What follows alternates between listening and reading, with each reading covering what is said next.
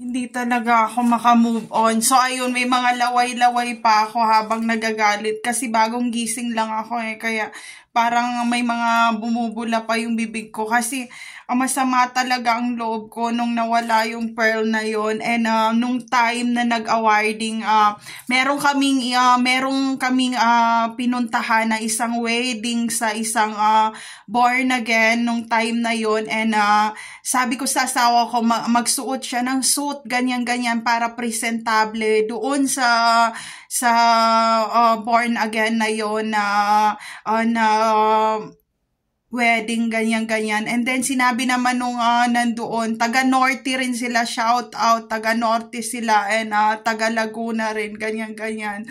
Sinabi niya, and dito rin sila sa may North Fairview, sinabi rin nila na kailangan daw class yung suotin, ganyan-ganyan. And then, binilihan ko ang asawa ko ng suit, ganyan-ganyan. Sabi ko, bagay pala sa'yo ang suit, ganyan-ganyan. And then, tama lang yung katawan, machu-machuan, pero hindi naman mataba, ganyan-ganyan. And then, sabi niya, bagay pala sa'yo yung pang red carpet na gown, ganyan-ganyan. Sabi ko, first time ko magsuot nitong parang may glitter-glitter na to, na suit, na glitter na to, na long gown, and strap siya. And nung time na yun, tiningnan namin yung sarili namin sa mirror, ganyan-ganyan. Sabi niya, you don't deserve to be a housemaid or helper or katulong or alalay or secretary or sex slave. Kasi tingnan mo, sabi niya, walk like a queen, ganyan. And then sabi ko, anong problema mo? Iikot mo pa, ganyan. Sabi, natural talaga yung balakang, ganyan. Tapos sabi niya, umikot ka pa. Sabi ko, hindi ko malagay yung false lashes ko, ganyan, kasi masakit yung glow ng lashes. Sabi niya, hindi mo na kailangan mag-false lashes kasi bagay na sa'yo ang ganyan. Sabi ko, wala akong pilik mata, ganyan.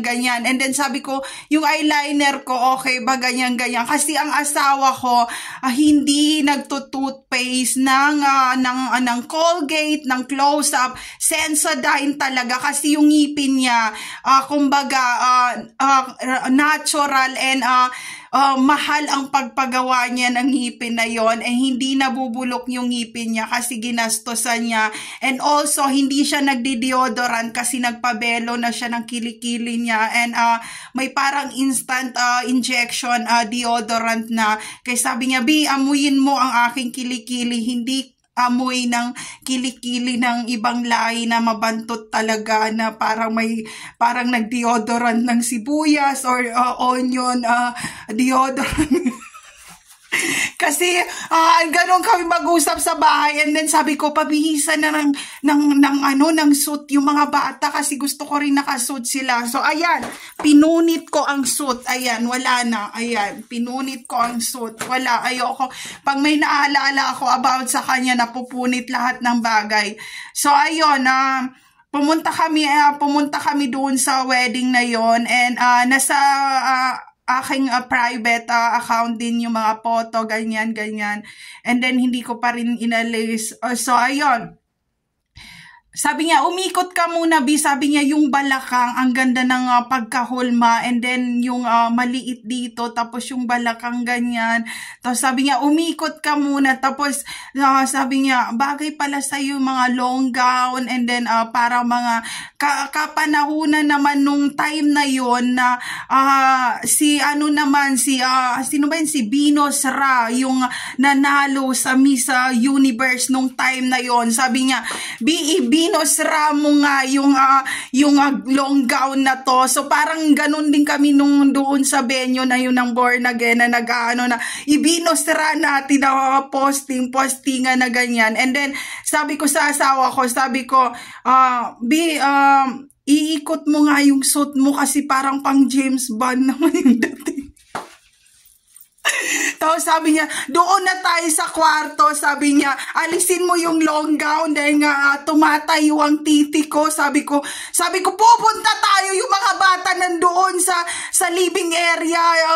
Naggumulong na yung ganyan-ganyan. Yung baby boy, si Gabi noon, ano pa siya noon, hindi pa siya nag 1 year old. Sabi ko, B, baka gumulong na yung baby sa kabila. Sabi ko, B, hindi pwede,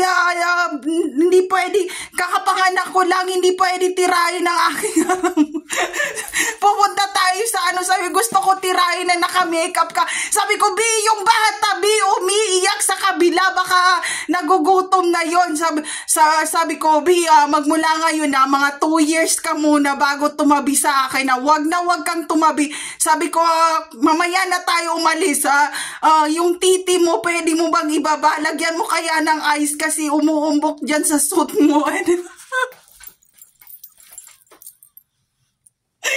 Nung time na yon, si Hiro, ang mga edad ni Hiro, nasa mga 2 years, ganyan, parang yung bata, parang nakatingin na, to, lagi sila nag-wholesome ng kwentuhan, ganyan. Sabi ko, Hiro, go out, madinig mo kami. Sabi ko, dali na. Sabi niya, hindi talaga, tumatayo talagang Sabi ko, tadyakan ko yan, para yan. Sabi niya, hindi ko na isuot yung suit, kasi pag suot ko, gwapong-gwapo na ako dito. Sabi ko, isuot mo. Tapos nung time na yon na nandoon kami sa venue, sabi ko, suot mo yung suit. Sabi niya, hindi na, B, magmukha akong doktor dito sa suit na to. Sabi ko, isuot mo yung suit. Sabi niya, iiwan ko dito sa sakyan ng suit, sumusobra ka na. Ikaw ba nag-arrange ng kasal, ng wedding na to? Ganyan siya. Sabi ko, hindi. Sabi ko, isuot mo. Sabi niya, may love yung nandun sa audience. Yung pala, yung ex pala niya nandoon sa Born Again nung time na yun. Kaya sabi nung mga nung time na yun, lahat sila nakasuot ng red long gown, ganyan, pero hindi pare-pareho ng design. And ako, naka-dark blue ako. And then, sabi nung nasa venue, shout out kasi ang name nung kinasal na yon ay si Alejandro. So yon, shout out to Alejandro. Hindi ko na ang name niya.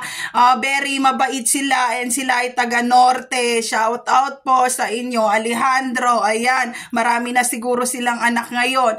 So nandoon pala kasi sabi niya, B, itong babaeng to hindi pa kita nakilala, siya ang first na nakilala ko. And feel ko dito sa Born Again na to, nandoon siguro yun. Sabi ko, makikita niya yung baby. Sabi ko, anong problema mo sa 0 months old baby ko? Gwapo naman yung baby. Sabi, wag na mai-inlove doon sa suit. Sabi ko, wag na tayong pumasok kasi nga, malay ko ba na magkakakilala pala sila doon na hospital kasi nagtatrabaho ng secretary. Yung nag-imbita talaga na, Jasmine, please, nag-please siya, ganyan. Tapos, sabi ko, pagbigyan na, ganyan. And then, sabi niya, kung pwede lang na tirain kita dito sa kotse. Sabi ko, yung bata 0 months old pa, dadagdagan mo, 2 years ka pa pwede pumasok sa kwarto. And then si Hiro parang parang mamang bastos nyo na dalawa. So yun, sabi niya, dapat hindi ka maging magwala sa venue, dahan-dahan tayo sa pagpasok. And nakita niya kami, nabuo kaming pamilya na si Gabi nasa stroller, ganyan, tapos si Hiro akay-akay kung ganyan. And then may mga photographer kasi ang daming photographer kasi may mga kilala rin silang mga politician din na nandoon sa venue na yon, and also mga iba pang mga Born Again. And then pagpasok doon sa venue, nag-plus sila na, ma'am, sir, please, hindi kayo pwede pumasok, gusto namin mapicturean kayo, bagay na bagay kayo na pamilya, ganyan. And then yung babae nakatingin siya sa akin, and si sa Singaporean pala, and parang ang sama ng tingin niya sa akin nung time na yon. And sabi nung mga nandoon, sabi niya, wow, very slim naman si Mrs. ganyan. And nakita nila yung likod ko kasi yung backless ko. And then parang meron doon mga tibu-tibu na tomboy-tomboya na mga mga nandun din sa venue, sabi ng asawa ko, hindi nakatingin doon sa outfitan, doon sa likod nakatingin. Sabi ko, anong problema mo? And suot ko yung pearl na yon, yung nawala na pearl na yon, ng bangles na pearl. And then yung suot ko yun, ang lakas ng ulan sa labas, umuulan. Suot ko yun and parang yung pa yung nagbigay buhay doon sa outfit ko. And nung time na yun, sabi nung mga nung nandun sa venue, kasi meron ding ibang mga reliyon din sa hospital, nandun sila, sabi niya, iba yung dating nung long gown ni Mrs. nung isa. And sino yung mga mag-asawang yun? Ganyan-ganyan sila sa venue. And ayun, gusto ko lang i-share. And parang sabi ng asawa ko, ano ba yan, nakaka-proud magkaroon ng misis na ganito, slim ka na, pag slim ka na, pwede nang dagdagan ng baby, nagbibiro siyang ganyan. So, ayun, hindi ko siya makalimutan sa lahat ng time na nagsama kami, na lagi kami nagbibiruan at parang nagbabastusan. So, ayan, nabastos na yung suit, hindi ko na yun yung ginupit-gupit ko talaga, kasi sinabi ko sa kanya na parang till death do us part, na kahit na sa kabilang buhay, hahabulin kita at ipagtatanggol kita, parang ganun yun. So parang, kasi parang kami na lang nung nagkakilala kami, hindi pa ako nag-20 years old nung time na yon. And then parang nakakalungkot lang nagbago na siya, and hindi na niya ako tinatawagan talaga, hindi niya ako tinatawagan, and he's different person na. And siguro din nakaedad na kaming dalawa, may mga relationship siguro na nawawala na sila ng gana sa mga couple or sa mag-asawa talaga, na ayaw na nilang mag-usap, ganyan. So, more than 2 years na kami hindi nag-uusap. Yung pearl, kaya ko naman yung bilhin nyo, kasi nga, pag nagkaroon naman ako pag nakatapos ako, ganyan, babalik na lang ako Mindanao, and then siguro gagawa ako ng sarili kong business, ng sarili kong pangalan, kaya ko naman gawin yun. Pero yung relationship ng couple na na-build up namin, yun yung hindi kaya bayaran nung pera, ng jewelry, o kahit ano. So, pag ako nagwala, hindi ko tinitingnan ko anong presyo ng mga nasisira ko, kasi hindi ko alam, may mga time na mag-isa ako sa kwarto na parang mayroong malamig na katawan na yumayakap sa akin, and lagi niya akong parang sinasabihan na umuwi na ako, ganyan, and kailangan ko na mag-aral kasi matanda na ako, and nalulungkot talaga ako yung pag ko, and then sinasabihan ko na mga asawa, sino kaya yung yumayakap na yun na ang lamig-lamig, and then parang ako na nangyari yan sa diba, sa kaya President Kennedy, doon sa asawa niya, kaya Jacqueline Kennedy, na hindi na siya nagkaroon ng love life nung namatay or na headshot si President Kennedy, kasi kahit sa loob ng bahay parang satisfied na siya na kasama yung kaluluwa ng asawa niya, kasi si Jacqueline Kennedy ay meron siyang third eye. So kahit na mag-isa lang siya sa bahay, hindi niya kasama mga anak niya, parang nag-uusap pa rin sila sa kaluluwa ng asawa niya, kaya hindi siya nagsasalita. And sa chain smoker talaga. So ayun,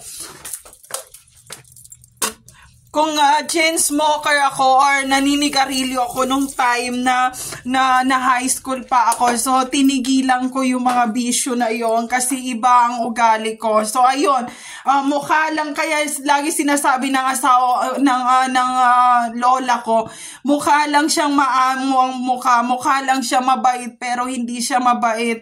So ayun, pag uwi ng bahay, kumbaga, naliligo pa kami sa mga tambayan kasi pagdating ko ng bahay yan, inaamoy ako ng lola ko and maamoy niya yung mga usok-usukan na galing sa tambayan.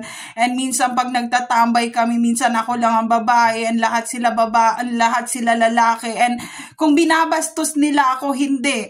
Nag-uusap-usap lang kami, yung iba nagsusugal dyan, ganyan-ganyan. So nung pumunta ako ng Cotabato City, Mindanao, hindi ko sila nakita. Sabi ko, nakakalungkot naman. Asa na si ganito? Asa na si ganyan?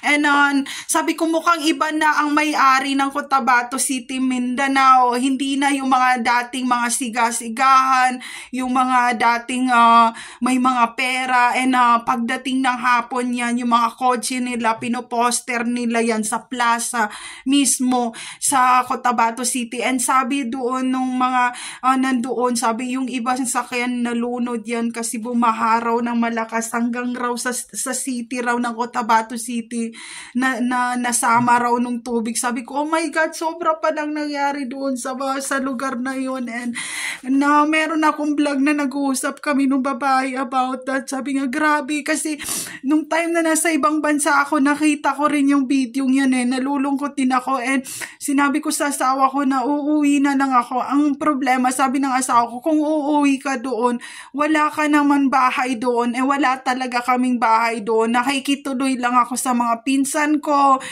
punta sa mga kamag-anak, 2 taon sa kabila, 1 taon sa kabila, pero wala akong officially na bahay nung time na yon. Naka-backpack ako, punta ako dito, punta doon. So hindi ako mahilig sa accessories na dadalhin or itong mga gold na to or itong ganitong kalaking mga alahas na nagko-commute, diba? Kasi hindi friendly to. Paghatak ni ganon, ubos na. Hindi ko pwedeng iiwan dito sa condo kasi sinabi ng asawa ko, ultimo sa Cabao, dalhin mo yung mga jewelry kasi nga, dugot, pawis ang pinuhunan ko dyan. Simula ng mid-20s pa ako nagtrabaho sa ibang bansa. So, kailangan mong i-handle with TLC, with tender, love and handle those jewelry. So, ayun. And then, nagkahabulan sa may Pampanga, sa may Nueva Ecija, nung time na yon. And, na-hold up ako doon sa part na yun ng Nueva Ecija at ng Pampanga. Ang nangyari, tinatanong ako ng hold upper kasi nga meron siyang dalang ng kutsilyo, ganyan-ganyan. Dala ko lahat ng jewelry na yon. And lagi niya akong tinatanong na anong laman ng bag, pwedeng pabukas, ganyan-ganyan. And hindi ko sinasabi, hindi ako nagsasalita. And nagkaroon ng malaking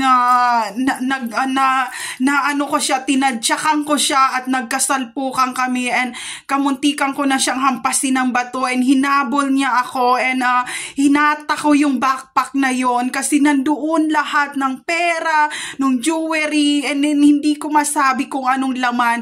Kung napuruhan ko siya, dahil gas-gas din siguro siya dahil na-push through ko yung lahat ng purse ko nung time na yun kasi hinahatak niya yung backpack na dala ko and hindi ko pwedeng iiwan dito sa condo kasi yun na lang yung natitira sa akin and nandoon pa yung passport ko sa loob ng backpack na yun and nandoon yung identification ko, nandoon yung residential, nandoon ang susi ng apartment ko sa ibang bansa, nandoon lahat sa backpack and ang nangyari, hinahatak niya, nagkaroon kami nagkaroon kami ng parang hatakan. Kaso ang nangyari nung time na yun na naghahatakan kami, mayroong mananabas doon mismo sa area na nakikita namin na sumisirit yung mga dugo dahil nga hindi pala hayop ang kanyang chinachap-chap kundi yung tao.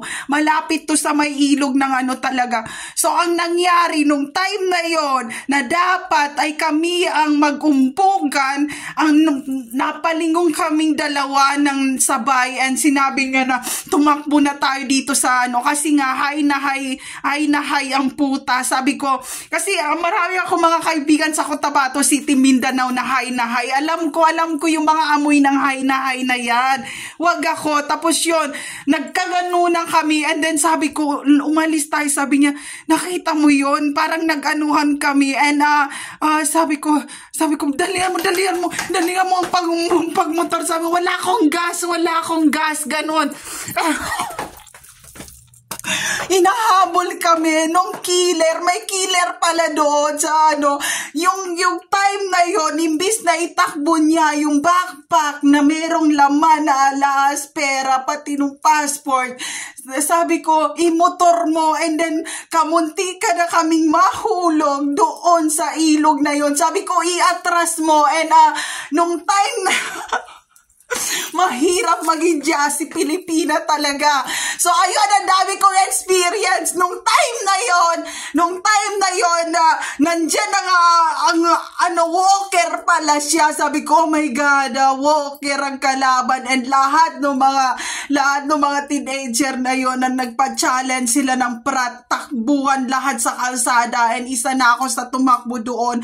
Hiningal kami, ultimo yung motor, nagmotor, shout out, wala akong paki kung sinong chinapchap mo doon, putang ina mo, pati ako napatakbo talaga. Naalala ko ang Cotabato City na may mga walker na harap-harapan nilang chinachap-chap yung mga tao, and ang magagawa na lang ng mga nagtitinda doon, wala nang isara ang tindahan, nakabukas lahat yan, dalhin nila yung pera, na kung barya man yan o kung ano, yung pera lang itakbo, yung paninda iwan, kasi nga gaganyan yan siya ng mga chachap-chapin niya na parang sinasamuray ang mga tao, na wala siyang pakialam kung sino ang matatabas niya o kung sino masasaktan niya. So yun yung nakalaban na doon sa part na yun ng Pampanga, and hindi ko alam kasi ngayon na time na to na nabubwisit ako, gustong-gusto ko siya puntahan yung lugar na to, kasi sabi ko, chap-chapin mo ako sa mga panahon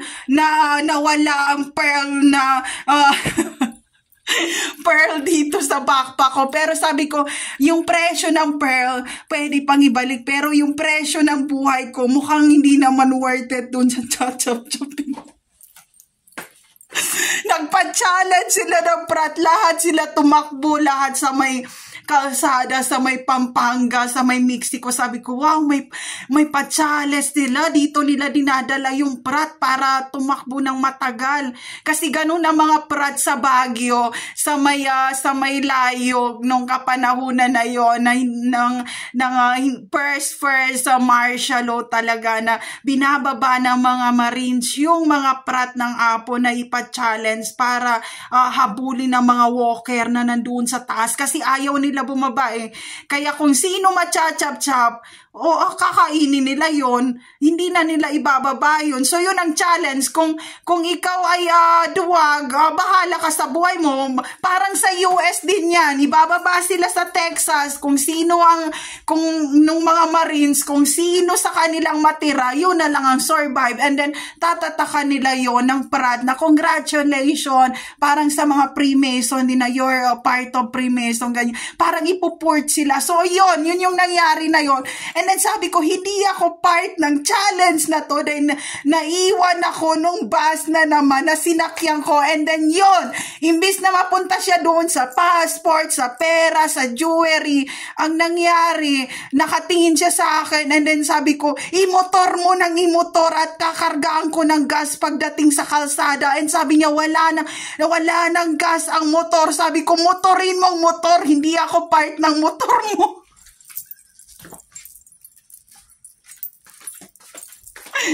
So, ayun, kung saan man siya, shout out sa'yo. Ayun, and then, nung tinanong niya ako, nung nandoon na kami sa kalsada, na meron na mga truck, and nandoon din yung ibang prat na hinihingal, and yung iba sa, Diyos ko, meron pa nang mananabas doon sa sabi ko, pati sila hinabol din.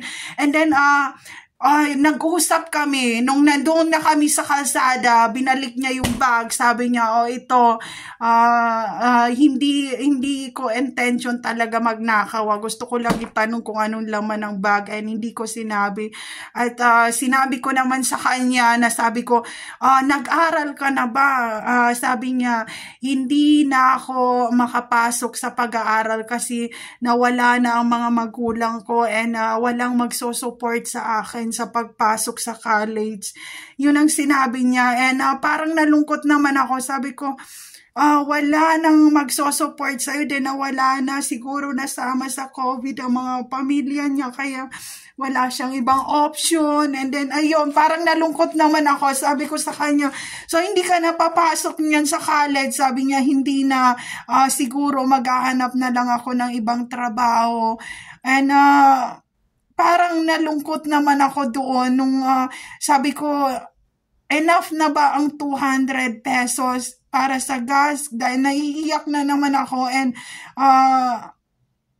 sabi niya, gusto ko makita ang mukha mo. And then tiningnan niya ang mukha ko. Sabi ko, ano? Sabi niya, hindi ka pwedeng pagnakawan. Sabi ko, anong problema mo? Sabi niya, takbuhin mo na to hanggang doon sa pinaka SM Pampanga, and mag-ingat ka. And weird, yun ang sinabi niya. Kung sinaktan niya ako, hindi. And sabi ko, Diyos ko, salamat po dahil hindi niyo nag-iba ang isip niya at hindi niya kinuha yung backpack kasi wala nang matira sa akin.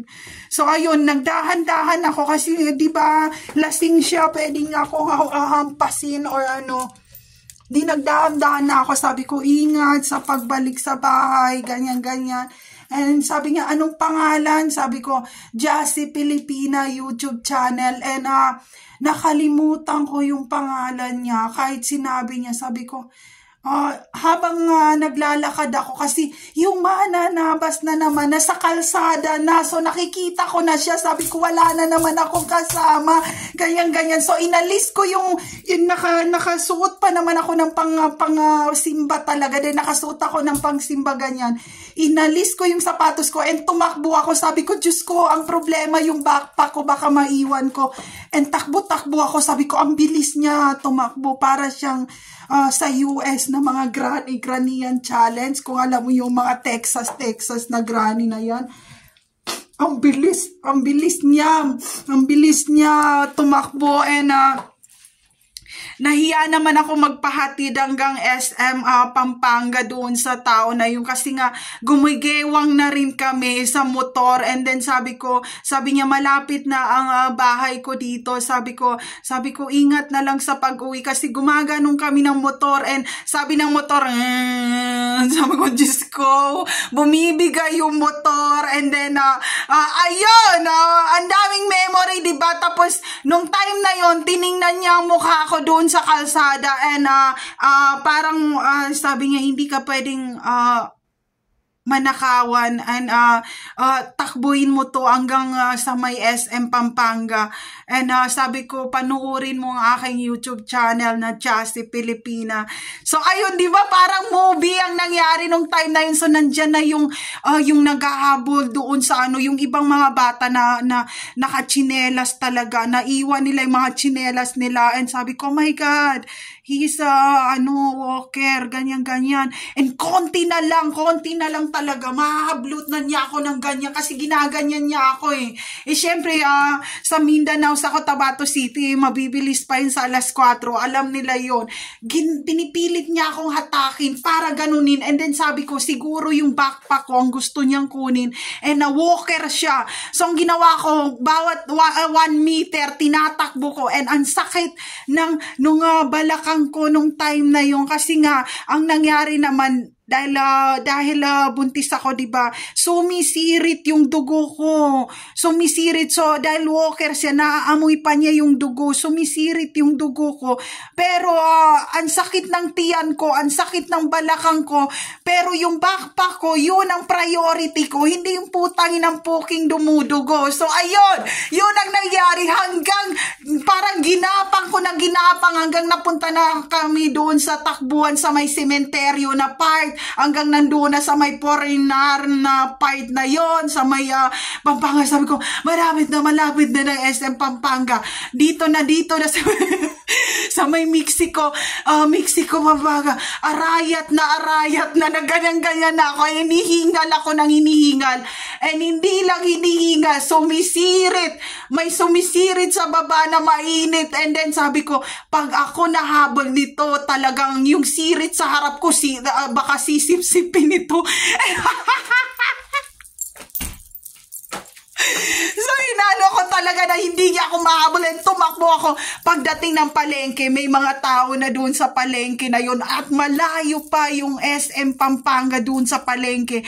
Pagdating palengke, umupo muna ako ng ilang minuto, and kumalma siya ng konti, and nakatingin siya sa akin. Sabi ko, buisit ka, hindi ka umaalis talaga, ganyan. And then bigla siyang lumiko ng konti, and then tinakbo ko naman hanggang doon sa SM Pampanga. Nag-jeep ako kasi may jeep doon. Nakailang jeep ako doon bago ako makarating doon sa pinaka-part na yon. Nag-jeep ako, and then nakatingin sa akin yung walker. And parang yung naalala nyo yung yung Sinso massacre ng Texas, na yung babae na parang nakasurvive sa Sinso massacre ng Texas talaga. Grabe yung experience na yun. Kaya nung nakarating ako ng SM Pampanga, para ako mabaliw-baliw na tumatawa ako, hindi dahil sa sumisirit yung puki ko, yung passport ko nasa backpack ko, and sabi ko, mahirap magpa-renew ng passport ng ganyan, and also may stamp na yun ng visa, ganyan, and sabi ko, hindi pera yung mahirap mawalan ng pangalan at identification, or kung sino ka man, or the root or the name of your family is the very important, and also the education in this world, not the money or the reward, or how rich you are. Your name is give you a life, or parang magbibigay sa iyo ng buhay, kaysa doon sa mga pera o jewelry, o kung merong kayamanan. Ang pangalan mo ang hindi mabibili dito sa mundong to. So, ayun, baka tinype niya ang Jassy Pilipina YouTube channel, at sinabi niyang wala siyang wifi at hindi siya gumagamit ng YouTube. And sabi ko, try mo nga i-search yung nagmumotor na yun. Sabi niya, hindi ako gumagamit ng wifi. Hindi ako nagsuswipe ng YouTube. And ano ba? Hindi ko alam kung galing ba siya sa kabaog o sa porinaryo, yung nagmotor na yung, kung hindi mo alam ang YouTube, ang tagal-tagal na ng YouTube. So, ayun, parang matawa-tawa ako. Sabi ko, try mo. Sabi niya, wala akong account ng internet or ng about sa media. Sabi ko, type mo YouTube, Jassy Pilipina YouTube channel, and then pumunta ka sa sa media or sa wifi. Baka pinapanood na niya ako ngayon. Shout out sa'yo. Siguro galing siya sa mga bundok or sa mga farm, kaya walang signal, ganun. So, ayoko siyang husgahan, diba? So, ayun, para naman makakilala siya ng mga tao, and maglipat siya dito sa city, sa metro, ganun. Nakalimutan ko ang name niya.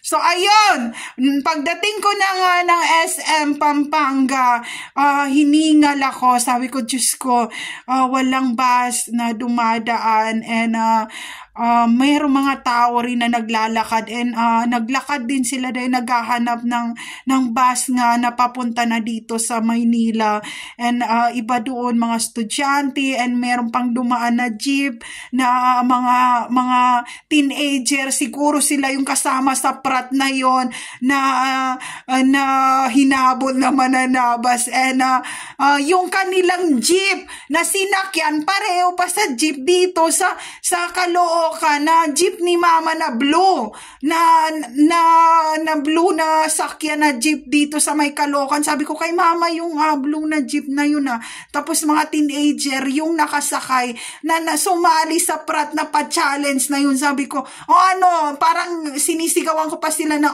na-enjoy nyo, nakita nyo doon, pinapatay nila yung mga tao doon, and nakatingin sila sa akin. Sabi ko, yan yung kapanahunan ko sa Cotabato City, Mindanao, and sumasakay kami ng jeep lahat na mga teenager, and dadaling kami sa ibang lugar para magpa-challenge. So ayun, wala na raw ginagawang ganun sa Mindanao ngayon. Kasi nung time na yon, nakatira kami sa mga lola, lolo. So, may mga time na, lola, ganyan, labas muna kami, bili ganyan. Tapos sasabihin naman ng lola ko, bili na ganyan. Tapos madilim na, madaling araw ng pagbalik sa bahay, ganyan, kampante kayo. Pagdating ng araw, pag nandyan mananabas or mamamatay tao, chap-chaping kayo, kainin kayo, i-adobo kayo, ialay kayo sa kulto. Hindi nyo ba alam yon, ganyan. So ayun, yun yung mga moment kaya ako pumunta ng Mindanao, ng Cotabato City. Kaya kahit na naglalakad lang ako, parang bumabalik yung mga memory na dito ako naglakad, dito ako bumibili, dito yung mga sakayan ng paradahan ng mga tricycle, ganyan. Kaya tinanong ko pa, sabi ko, saan paradahan to ng mga tricycle, ganyan. Sabi ko, nag-iba na pala sila ng terminal, ganyan. So, ayun, na lang ako. Kaya, merong mga teenager na nagsasabi na, Jassy Pilipina po ba? Tapos sinusulat nila Jassy Pilipina sa mga palengke, dito sa Nubaliches, sa Cubao, mga teenager, tinatype nila sa cellphone, Jassy Pilipina. And pagdating ko ng bahay, sabi ko, wow, ang dami kong kaaway, tumataas yung aking subscriber at ang aking views, and marami na naman nag-aaway na nababaliw, sinira ang gamit. So ngayon suit na naman ang pinagdiskitahan ko. So ayun ang problema ko. Ang asawa ko naman, nung time na natalo siya, bago pa yung raketa niya sa tennis. Sabi niya, galit na galit ako. Ayaw niya kasi na, kumbaga, ma-reject, ma-fail, ma-zero, ganyan. Hinampas-hampas niya yun sa sahig talaga. Sabi ko, ang malong raketa, na ganyan ako. And then, sabi naman nung anak ko ni Hiro, Daddy, please, Daddy, expensive. Sabi, pag gano'n niya, pagtaas niya, sabi niya, mahal nga to. Sabi ko, puta, hindi na may balik sa tindahan. Sabi niya, at least hindi na tayo ngayon mag-aaway lahat. Sabi ko, abnormal ka! Ang mahal nun! Hindi mo pa nagamit yung raketa ngayon, hinampas-ampas mo na sa sahig, ganyan. Sabi niya, tingnan mo, B, nasira, di ba? Nasira. Sabi ni Hiro, Mommy, I want brother to be my team, to be my team. I want to be alone. I don't want to be a single son. I want other team. I want girl, boy, brother, sister. Nagganyan siya kasi natatakot siya sa amin. Natatakot siya sabi ko, B, gusto raw niya ng kapatid, ganyan. Sabi, gusto mo ba ng kapatid? Kailangan mo mag-behave. Kailangan mo masabi, Mommy, Daddy, I love you. Hindi mo kami iiwan na naka-wheelchair. Sabihin mo yun. Sinasabi niya sa bata. Sabi ko, hayaan mo na kasi kaya naman natin magsama dalawa kahit wala yung mga magiging anak natin, ganyan-ganyan. And ayun, kaya wag nyo nang anuin ko nga, napunit ko naman yung suit kasi namimiss ko yung mga time na yun. And then, tuwing mag-aaway kami, and then, hindi ko siya pinapansin. Kukunin niya yung raketa, and then sabi ko, hagis ko sa'yo yan. Sabi ko, ang mahal nga niyan, B. Sabi niya, oh, tatawa ka na, diba? Sabi niya, tingnan mo, ang tanga-tanga ko, ang mahal nitong raketa, binasag ko to. And then, sa tuwing mag-aaway kami, kukunin niya yung hagis ko sa kanya. Sabi ko, tarantado ka talaga, sayang yung pinabilis ako. Yun, napatawa na kita, bati na tayo, ganyan-ganyan. So, ayun, paggabi, pinapapray niya si Hero, si Gabi, and also pag hindi nag-toothbrush, tinutoothbrushan niya. Sabi niya, walang matutulog na hindi nag-toothbrush dahil nung kapanahunan ko, kahit gusto ko mag-toothbrush, tinatago ng mga kamag-anak namin yung toothbrush.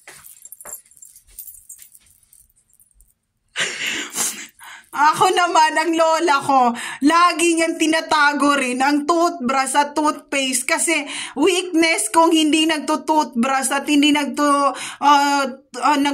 naglalagay ng toothpaste. And sabi niya, gagala ka na naman,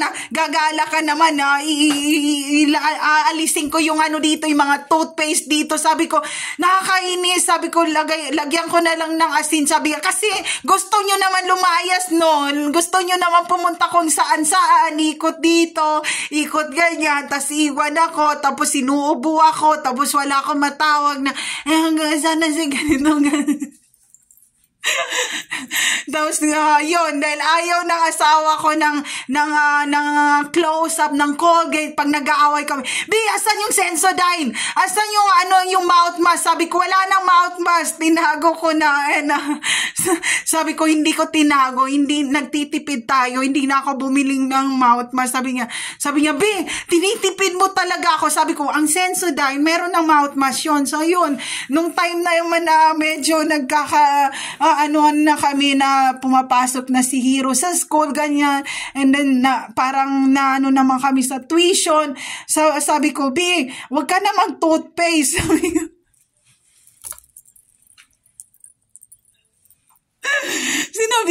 Sinabihan ko siya, wag ka na mag-toothpaste. Sabi niya, sobra na pagkukuripot mo. Ako na bibiling ng toothpaste. Sabi ko, toothpaste ang bibilin mo. Pagdating sa supermarket, hindi lang toothpaste ang mabibili namin. Pag nakita mga anak mo, may ganito, may ganyan.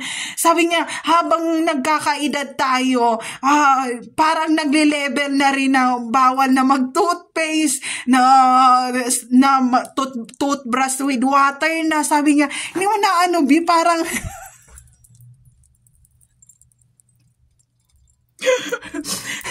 sabi niya, ito na ba yung road to the kabaong na mga moment, ito na ba yun?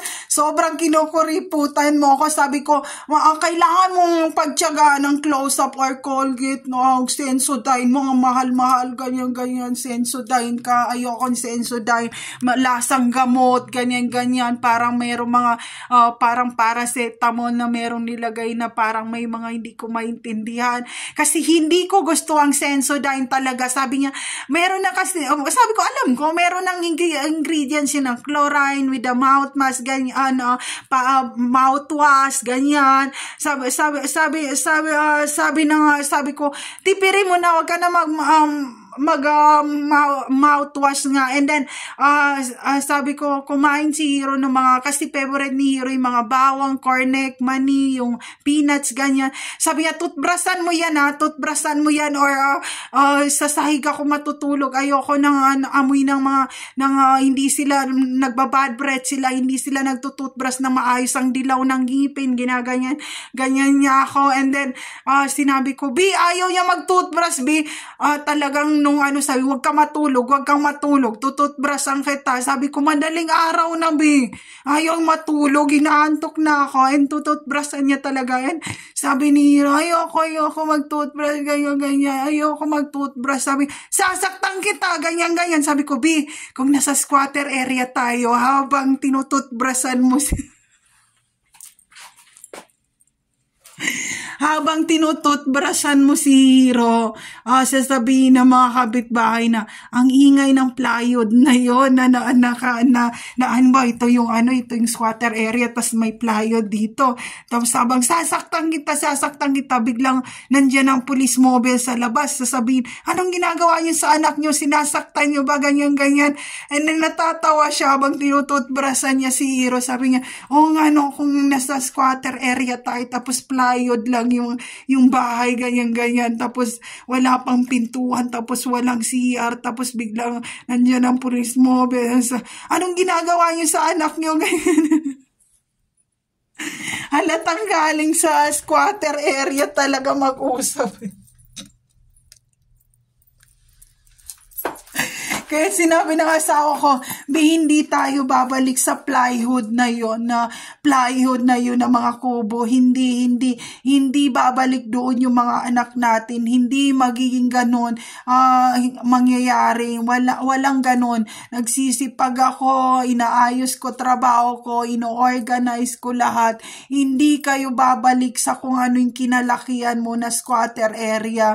Okay na yung nasa middle class or kahit hindi naman nakakakain sa 3 beses sa isang araw, hindi ka babalik doon, hindi ka babalik doon sa prosti, hindi ka babalik sa pagiging burikat na yon, hindi ka babalik sa pagiging pokpok na yon, and also hindi ka na pwedeng bumalik doon. Then pang dos na yung waistline ng likod. Sabi ko, tumataba na nga ako. Sabi ko, dahil tumaba na ako. Ngayong week, walang supermarket. Hindi tayo mag-grocery. And then, sabi niya, B, wala nang laman ng ref. And then, pinakita ko talaga, pinicturean ko, pinost ko sa Facebook. Sabi ko, walang laman ang ref. Ganyan. Sabi, B, wag mo akong pahiyain talaga. Bumili tayo sa supermarket ng pagkain, ng grocery. Sabi ko, kasi sabi mo, tumataba na ako eh. Sabi na ko naman. Sabi ng mga anak namin, Mommy, stop fighting. If you don't wanna eat, please buy food for us. You can be slim. Don't eat food in the ref. Gaganon sila. And don't drink water, but we're hungry. Ganyan. Sabi ko, binadamay yung mga bata sa pagdadayet ko. Kasi baliw ang bagi. Sabi niya, tingnan ko yung budget talaga. Sabi ko, nandito naman sa wallet ko yung pang supermarket. Sabi niya, bakit ayaw mo gastusin? Sabi ko, paano kung nagkagera, ganyan, dahil may mga gera na nga nangyayari dito sa mga kapitbahay ng country na to. Tapos baka sabi na, pack your things, ang dami nating gamit dito, tapos wala tayong bahay sa Pilipinas, ganyan. So wag kayong kumain. Mga 1 taon tayong hindi kakain. Then ayoko nang bumalik sa Caloocan, and gusto ko na meron tayong sariling matirhan na bahay, ganyan. Sabi niya, wag mo kasing paulit-ulit gan, ibabahay ko kayo, ganyan, matagal na tayong magkasama, hindi mangyayari yun. Sabi ko, ihampas kong plywood at 2 pondos.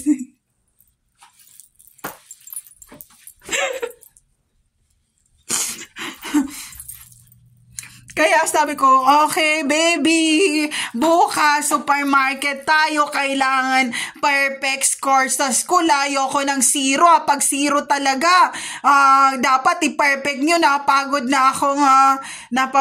na talaga ako magturo, and gusto ko nang umuwi ng Pilipinas. Baby, ganyan, graduate na kayo. So ayun, sabi niya, gagraduate sila, Nag-graduate sila, B. Lahat mag-aaral.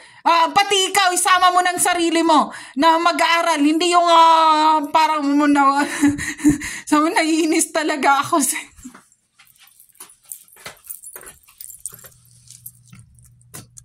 So, ayun, yun ang masarap na kasama sa buhay na asawa.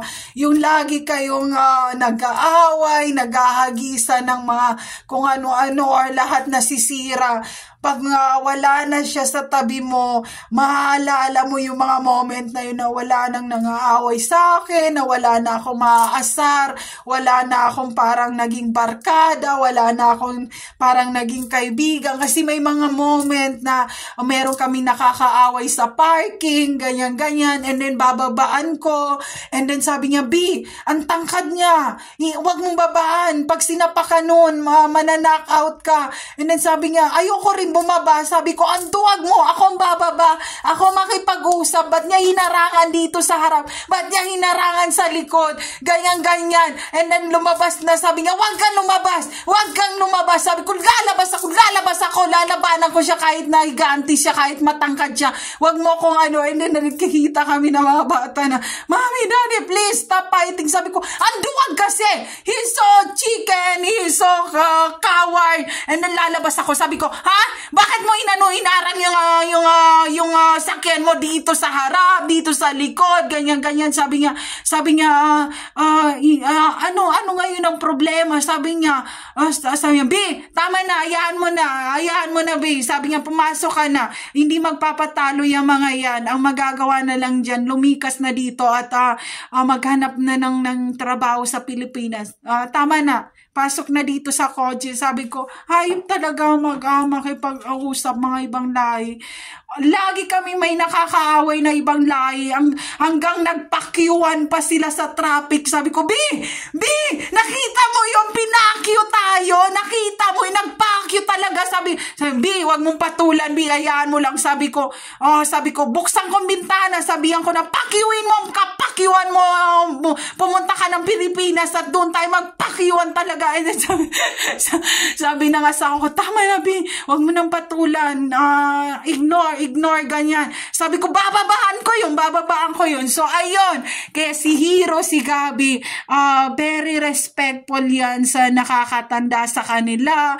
Hindi yan bastos yan. Si Hero, si Gabi, laging sinasabi ng asawa ko na huwag kayong lumaking bastos. Irespeto nyo yung matatanda sa inyo. Irespeto nyo yung huwag kayong magmura, huwag kayong makipagsigawan, ganyan-ganyan. Pagdating ng araw, ganito, pag tumanda ang mommy and daddy, mag-isa na lang kayo, kaya nyo ipaglaban sarili nyo na hindi kayo nangaaway, na hindi nyo sasapakin yung mga tao sa labas. And sasagutin ko, hindi ko kaya. Sabi, alam nyo na, yung nanay nyo hindi kaya, na hindi talaga niya maibuka yung bibig niya. And parang nag-fame naman kami doon sa mga kapitbahay na saan na yung misis na yun na talak na sigaw ng sigaw. Kaya nung time na may ticket na ako pabalik dito sa Pilipinas, nagpaalam ako sa mga kapitbahayan, sumigaw ako ng, hi, hello, I fight for my freedom and I fly to Philippines now. Gumanon ako at sumigaw ako doon sa mayroon naman lumabas doon na mga sino ba yung sumisigaw? Kasi matagal na kami doon sa lugar na yon. Magto 20 years na kami, diba? So pwede na kaming sumigaw ng congratulations, dandaran, ayan na, sa graduation na tayo ng college. Di ba yung mga bachelor of ganito, bachelor of ganyan. And then, ayun, mangyayari na yun. Papasok na ako sa university. Wag mo akong harangan ng mga kahit anong checkpoint. Sinasabi ko sa'yo, marami talagang makakalabog, nakalabugan talaga. Papasukin nyo kami sa mga institusyon ng paaralan sa ayaw, sa gusto niyo. Bago kami gawing tanga ng mga ibang country at bago nila i-embed tong Pilipinas na to. So, ayun. Kasi sabi ng asawa ko, pag nakagraduate ka ng college, sobra pa yun sa mga nirigalo ko sa'yo. Yung reward na matatanggap mo kasi nagsimula ka na teenager, na tumanda ka na, tapos kumbaga, yan yung mga kumbaga mga motivation mo na pagpasok sa college na kumbaga pag ng graduation na sa mga thesis ganyan, sulat kayo, na-inspired kayo, mga ganyan. So marami ka nang maisulat sa mga thesis mo, and also for congratulations, ganyan. So ayun, so yun ang sinabi niya sa akin, kaya kahit na wala yung pearl na yon, sige na, wag na, hindi ko alam saan napunta talaga. Kung nandito ang asawa ko, sabihan ko na, wag mo nang hanapin. Pag meron akong pera, bibili na lang ako and ibabalik ko sa iyo yung buo na yun, and wag na tayo maghanapan ng mga bagay na hindi na maibalik, ganyan. And magagalit naman siya sa akin, pero sabi niya, sige na, wag na nating isipin yung mga nawala, kasi lagi rin kami nawawala ng mga gamit sa bahay.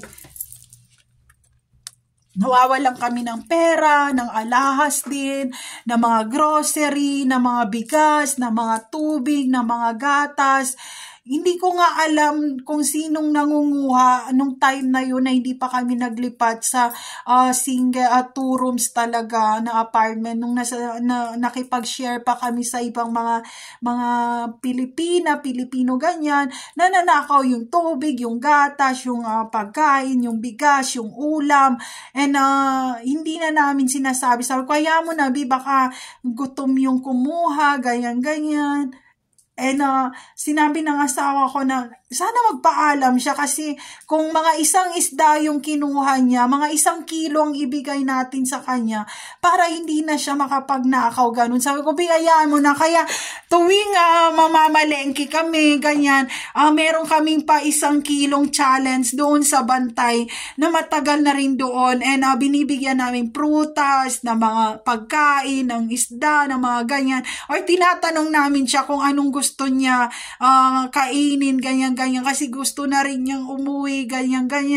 Kaso sabi niya, dumadami ang aking grandson and granddaughter, and yung kinikita ko dito sa pagbantay na to, pang forever na ang pagbantay, hindi na siya makauwi.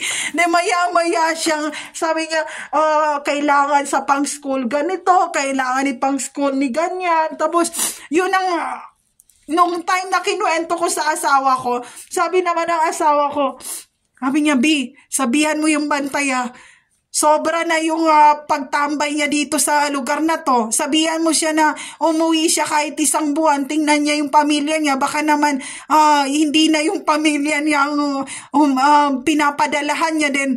Matagal na rin kasi siya doon, sabi ko sa kanya, kasi tinatawag ko siya na brother, ganyan. Sabi ko, brother, you don't think about your family?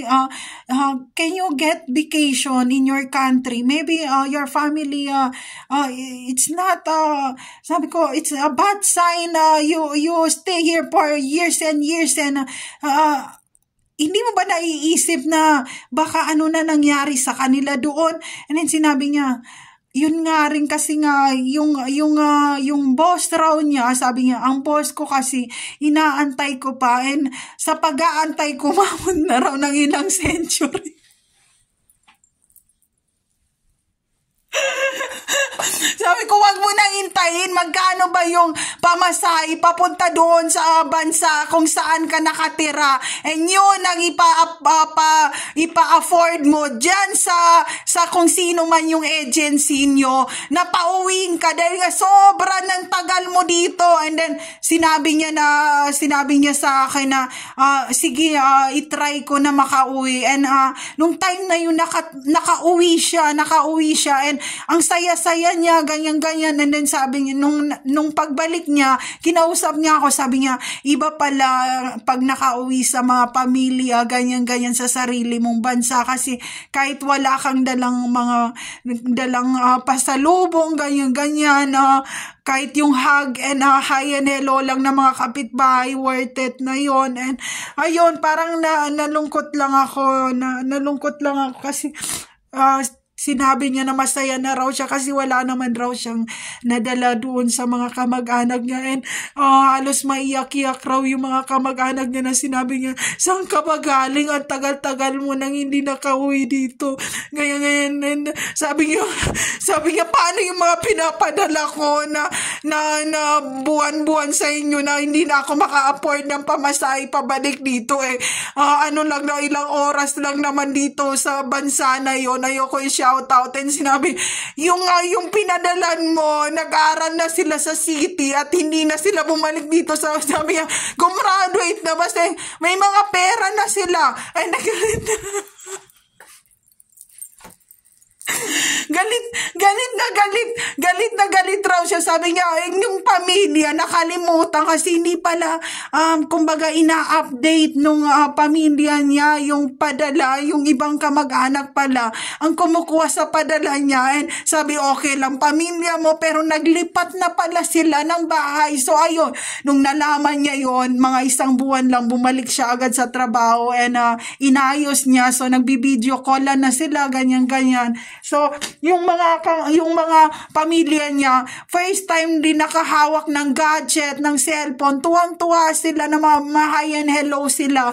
Sa video call talaga din, nagbi-video call lang sila. Pag nandyan akong pinapadinig niya, sabi ko, yung pamilya na naman niya, ganyan.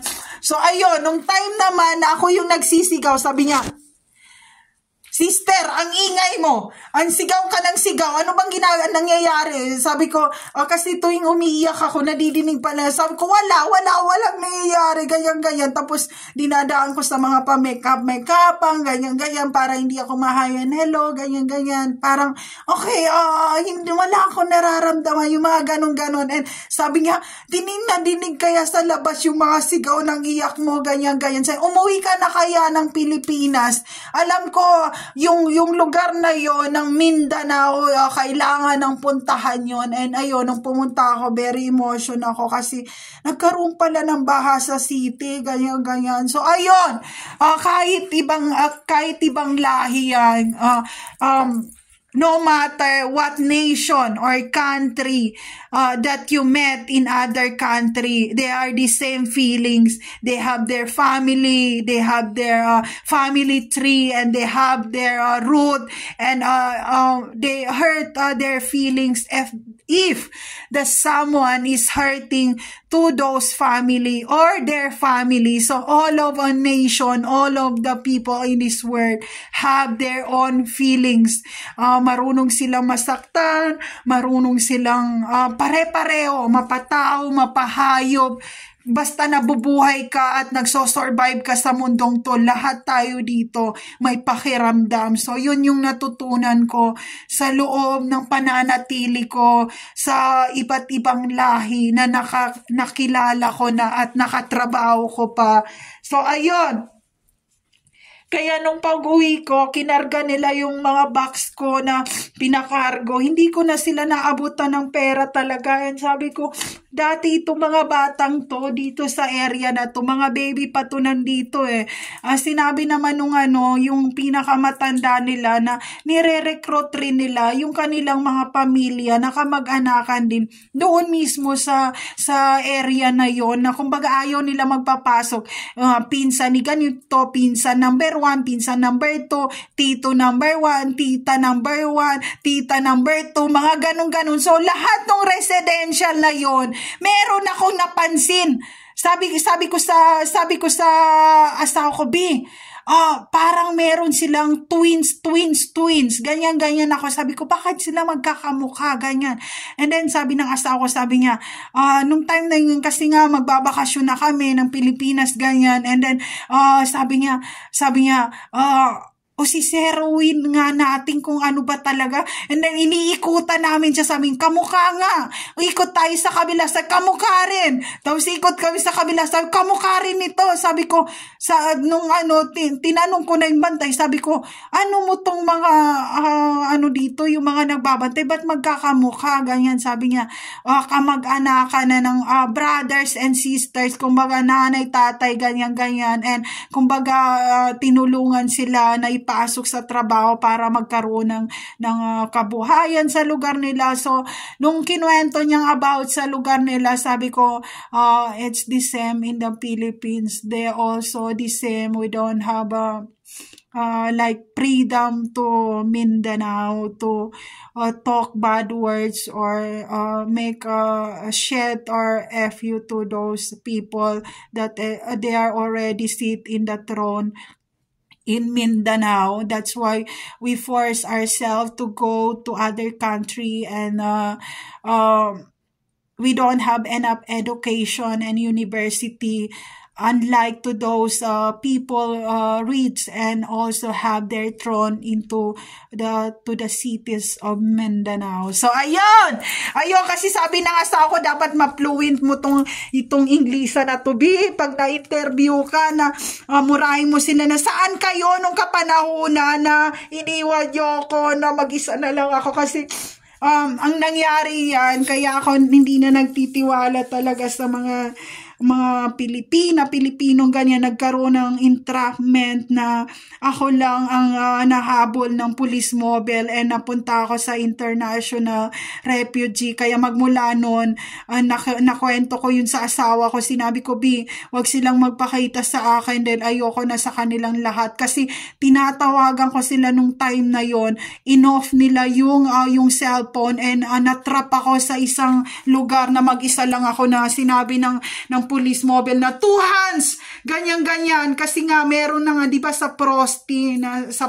So ayan, iano natin para matagal ang storya nito. Hindi ko na i-edit. So, ang nangyari nung time na yon, nung teenager pa ako, hindi pa ako nag-20, ang nangyari niya, nagkaroon ng setup, na sinetup kami nung agency, and also, kami sa isang lugar, hindi ko papangalanan yung bansa, and sabi niya, 2 hands, nakaganon ako, sabi ko, sorry, and then nung time na yon, alanganin ng English ko, hindi ako, masyadong marunong mag-English, at the same time accent ako ng taga Mindanao, and then sabi ko, sorry, I'm not fight, sabi niya, isang words lang, sabi ko, okay, gumanon ako, sabi ko, hindi ako lalaban, and kinapkapan niya ako ng kinapkapan na parang sa New York police talaga, na nakaganon ako, and then nakaganon ako sa police mobile talaga. Sabi ko, mga hayop kayo, babalik na ako ng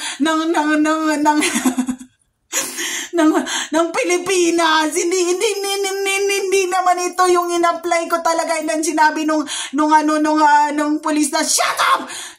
Sabi ko, shut up mo rin! Sabi ko, masasapa ka namin. Sabi ko, ayop kayo, sinetap niyo ako, tapos nakaganon ako, and then nakagbenta ko ng ganon sa police mobile. And then sinabi ko sa sarili ko, mag-aaral ako, at wag kayo magpakita sa akin. So ayun, ang ginawa nila, na doon kami sa police station, nung time na yon, pinipilit niya na alisin yung SIM card sa cellphone talaga. Ang ginawa ko, habang wala sila doon, siguro nakikita nila sa CCTV, pero busy sila, inalis ko yung SIM, ganyan, kasi nga, sabi niya, ibigay yung lahat ng gamit, pati yung bahan, yung dala ko raw na backpack, ibigay ko lahat raw. Sabi ko, wala, yung wallet ko kasama, yung lahat, ganon. So, ganon ang taranta natin pag teenager pa tayo, na napunta tayo ng international, kaya wag mo akong takutin talaga sa mga panahon, matanda na ako. So, ganon ko yung cellphone, sabi ko, alisin ko yung SIM card, and then kung saan ko na pinasak sa katawan ko, ganyan, hindi ko na maalala kung saan kong pinasak, kung sa bra, or sa panty, or kasi ganon niya ako, sabi niya, walang mga cellphone, sabi ko, wala, pero yung SIM card, hindi ko ipakita. So, ayun, nung time na yon, sinabihan niya ako, sabi niya, So ngayon na magpa-apply ka, ginaganon niya ako. Sabi ko, okay, alam ko. Pag wag lang kayong bumalik dito sa bansa na to, doon na kayo sa Pilipinas na ganon siya. Sabi ko, ang problema kasi wala naman kasi mga trabaho sa Pilipinas. Tapos pag hindi ka naka 4 years course with 2 years experience, hindi ka naman pwedeng mag-apply ng mga pa-call center, ganyan. And then, sabi niya, nakumalma siya nung time na yon. Sabi niya, hindi ka, teenager ka pa, no? Gumanon siya sa akin. Sabi ko, oo. Sabi niya, ano tong dala mo na mga hindi ito ang totoo. Sabi ko, hindi. Sabi, umuwi ka, teenager ka pa, punta ka dito, hindi mo alam ang lugar na to. Sabi ko, okay, hindi na ako babalik dito. So, yun ang mga pa-challenge nung unang panahon talaga. So, sabi ko, hindi na, pero pag wala naman trabaho sa Pilipinas, babalik naman din ako para magtrabaho, ganyan. And then, nagkwentuhan kami, sabi niya, kailangan mong umuwi. Hindi ka bagay dito sa pangangatulong. Bumalik ka na lang sa pag-aaral. Sabi niya ganun, bigla siyang napatigil and hindi na niya ako sinisigawan. Kasi nga, parang yung mukha ko raw ay maamo at hindi parang duduwag-duwag, pero baka sinabi, asa yung barilin si ganito, parang ganun, gulat na gulat ako. Kaya sabi ko, ganun, kaya wag ako. Nung time na yon, nung yung asawa ko, nakikilala na siya sa trabaho, pag nagluluto ako, ginugulat niya ako nung time na yon. Sabi, ginaganon niya ako na, Bibi, sabi ko, asa na sila, ganyan, nagagalian ako. Sabi ko, ayop ka, wag mo akong gulatin na masakit ang dibdib ko, matanda na ako. Kasi yun, minsan pag natutulog ako, gugulatin na naman niya ako ng bibi, gumanong ka. And then sabi ko, ayop ko, wag mo akong gulatin nga, kasi yun yung time na nagsimula yan nung na international issue ako. Kaya confident akong mag-flight through airport talaga, and wala akong ibang flight sa airport talaga ako nagpa-flight simula kasi hindi ako lalaban sa mga pulis. Ayan, hindi tayo lalaban. So ayun, nung ko na-realize na hindi mo kailangan ng tao na kasama mo sa buhay. You don't need someone to hug you or hold you or support you to all your sadness and to your sympathy or what you done into your life. Tapos ayan, sinabi ng asawa ko, dapat yun ang mga sasabihin mo pag nag-aral ka, yun yung mga sasabihin mo na mga speech mo pagka-graduate mo sa college. So ayun, kaya sabi niya, nung time na nakagraduate na ako ng college, yung mga tambay na parang kumbaga dating parang ina-underestimate siya, ganyan, parang nawala raw yung pangungutya sa kanya nung time na nakagraduate na siya ng college, nakatrabaho na siya, and hindi siya nagyayabang, nahihiya siyang mag-hi and hello sa mga tambay, and lagi siyang tumatakbo na umiiwas kasi yung memory ng childhood niya pumapasok doon sa time na yon. And pareho kami. Nung time din na umuwi ako, lagi ako nagtatago. Dahil pag nakita ko si ganito, mag-hide na naman ako. Nung pumunta ako ng Mindanao, and ayoko sila in hi and hello kasi na-trauma ako nung moment na yon, na para ako na New York police talaga nung time na yon. Hindi ko kung saan ako dadalhin na police station kasi dinala pa ako sa ibang police station, tapos ang dami pang mga fingerprint na ginawa, ang dami pang parang ruler na background, mga ganun na screenshot na ganun. So ayun there's no safe place. Sandali lang. There is no safe place to all targeted individual out there. Take care always, everyone. Kung merong mga personnel ngayon na i-interrogate kayo, wag kayong lumaban kasi ginanon pa ako niya, ginanon pa niya ako ng ginanon pa ako ng pulis talaga na lumabang ka ganyan, ginanon pa talaga niya ako na parang ginanuan niya ako ng ganyan, and napipikon yung kasama ko na nandoon din sa kulungan na lumabang ka, sister, ganyan. ganyan, taga Mindanao rin siya. Sabi ko, hindi tayo pwede lumaban. And meron siyang accent na taga Mindanao. And sabi niya, lumaban ka sister, na hindi mo gaganon siya. Sabi ko, hindi tayo pwede gano'n, baka saan tayo dalhin na mga kulungan, ganyan. Kinweluhan talaga niya ako. And yung kasama ko mismo ang napipikon. Sabi niya, babastos na talaga. Sabi ko, babayaan nyo na kasi ganun talaga ang trato nila sa mga tao na alam nilang hindi sila kaya pabagsakin. So, kumalma tayong lahat, kumain tayo, magdasal na walang mangyari sa atin at hindi tayo isa-isang hatakin palabas dito sa kung saan tayo. So, yun ang mga nakakatakot na mga pangyayari sa buhay ko. Kaya ako, ayaw ko ng kasama sa buhay, ayaw ko ng kasama sa kondo. Kumbaga, parang nagkaroon ako ng traumatic experience through run away from my teenager life, alone without my parents or loved ones or guidance that guide me through those path of my life. So, ayan, yun yung mga naano ka. Kaya, nung nasa Baguio ako, sa